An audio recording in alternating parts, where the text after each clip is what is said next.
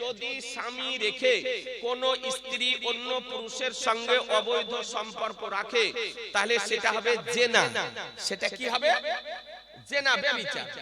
স্বামীর উচিত যদি স্ত্রী সংশোধন না হয় তবে ওই স্ত্রীকে আপনার সম্মানের সহিত আপনি প্রথমে ওকে এক তালাক দিয়ে যদি শরীয়ত বিরোধী কর্ম থেকে বিরত যদি থাকে আসে তাহলে ওকে নিয়ে ঘর সংসার করেন। আর যদি না হয় তো তারপরে আরেকটা তালাক, দেখো আরেকটা সুযোগ দিন।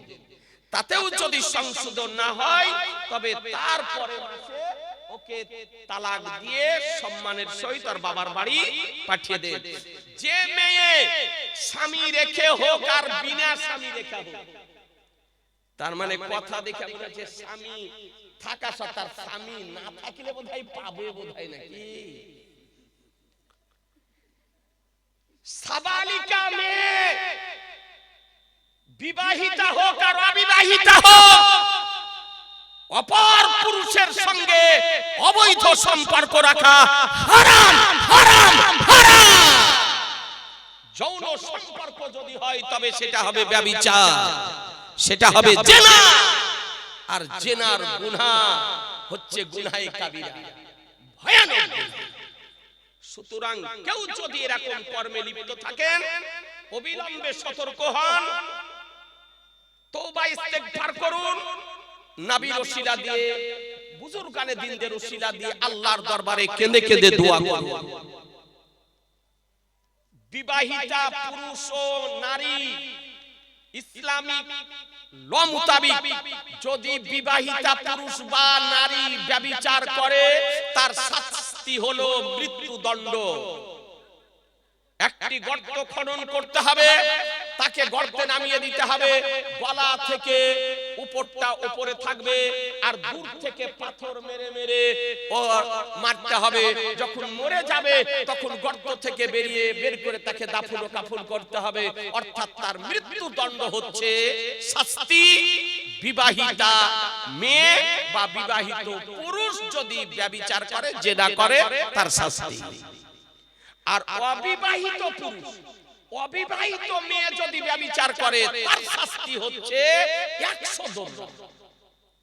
কোরআন বলে আয-যানিয়াতু আয-যানি ফাজলিদু কুল্লা ওয়াহিদাতিন মিনহা মিআতা জালদাতি। যদি অবিবাহিত ছেলে ও মেয়ে ব্যভিচার করে তার শাস্তি হলো 100 দণ্ড, লোহার দড়া। তার মানে এও মৃত্যুদণ্ড, এও বাঁচবে না। কথা বুঝতে পারলেন তো? এই আইন আমাদের, এটা ভারতবর্ষ, এটা ইসলামিক আইন। এখানে যেহেতু প্রয়োগ করা আমাদের কারো পক্ষে সম্ভব নয়। ব্রাদার ইসলাম, যেখানে ইসলাম ইসলামিক রাষ্ট্র, ইসলামিক বাদশা, যেখানে ইসলামিক আইন চালু আছে সেই জায়গাতে বাদশা এই আইন প্রয়োগ আপনার করে থাকেন বা করতে পাবেন। আপনাদেরকে বলবো ব্রাদার ইসলাম, তার শাস্তিও ভয়ানক। পুরুষ যদি ব্যভিচার করে তো তাকে জাহান্নামে দেওয়া হবে, যে আগুনের মহিলা তৈরি করে ওকে শাস্তি দেওয়া হবে। আর যদি মহিলা করে তাহলে আগুনের পুরুষ তৈরি করে দিয়ে ওই মহিলাকে শাস্তি দেওয়া হবে জাহান্নামে। সুতরাং এ থেকে বিরত থাকুন, অবৈধ কাজ থেকে বিরত থাকুন।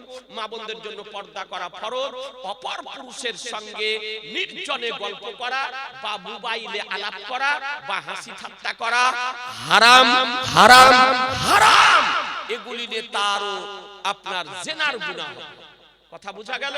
সুতরাং অপর পুরুষ কেউ যদি ফোন করে, প্রয়োজনীয় যদি হয় সঙ্গে সঙ্গে একটা কথা বলে রেখে দিবেন যে বাড়িতে নেই, অমুক সময় আপনি ফোন করে তার সঙ্গে আলাপ করবেন। পুরুষের বন্ধু হবে পুরুষ, মহিলার বন্ধু হবে মহিলা।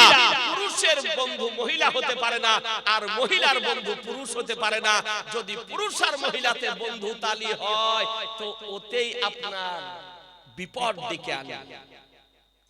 যতই গ্যারান্টি দেখ, আজ না হয় কাল জিনাতে লিপ্ত হবেই হবে। আপনার জিনার গুনাহ হবে। পেট্রোল আর আগুন এক জায়গাতে কোনোদিন থাকতে পারে না। পুরুষ আর নারী হচ্ছে, বিবাহিত বলেন আর অবিবাহিত বলেন, পেট্রোল আর আগুন। যতই মুখ চালাকি করুক না কেন, এমনি মুখের সম্পর্ক ওটা চালাকি করে আপনার ওই মুখের সম্পর্ক হতে হতে শরীরের সম্পর্ক হয়ে বসে থাকবে। এই জন্য একজন অপর পুরুষের সঙ্গে একজন মহিলার কোনোদিন বন্ধুতালি হতে পারে না। মা বোনদেরকে বলুন পর্দা করুন, কোন পুরুষের সঙ্গে মোবাইলে আলাপ করবেন না বা নির্জনে কোনো আলাপ করবেন না। চাচাতো ভাইকে দেখে পর্দা করা ফরজ, খালাতো ভাইকে দেখে পর্দা করা ফরজ, মামাতো ভাইকে দেখে পর্দা করা ফরজ, দেওরকে দেখে পর্দা করা ফরজ, ভাসুরকেও দেখে পর্দা করা ফরজ। জি, দুলহা ভাইকে দেখে শালীর পর্দা করা ফরজ না, ওইটা পাওয়া যাবে। কিছু মা বোনদের দোষ আছে, নতুন জামাই বাড়ি এসেছে, বউকে রেখে দিয়ে আরেকটা ছোট মেয়েকে বলছে খেতে দাও গা, যাও খাও গা। আর ও আপনার ঘরে যে ঘরের বসে ভিতরে বসে বসে খাওয়াচ্ছে আর এদিকে আপনার আলাপ করছে। ওই শালীকে তার মানে স্ত্রীর যেটা বোন, ওকে দেখে ওই দুলহা ভাইকে দেখে কি করতে হবে? পর্দা করতে হবে। পর্দা খাওয়াবে তার স্ত্রী, কেন শালী খাওয়াবে? এটা মা বোনদের দোষ। বিটিকে রেখে দিয়ে আরেকটা মেয়েকে পাঠাই খাওয়াতে, এটা করবেন না। স্বামীকে খাওয়াবে তার স্ত্রী, তাই বলে তার শালী নয়। কিছু মা বোনেরা মনে করে যে দেওর যদি থাকে মাথার কাপড় না থাকলে কোনো অসুবিধা নাই, আর ভাসুর যেমন আলো তখন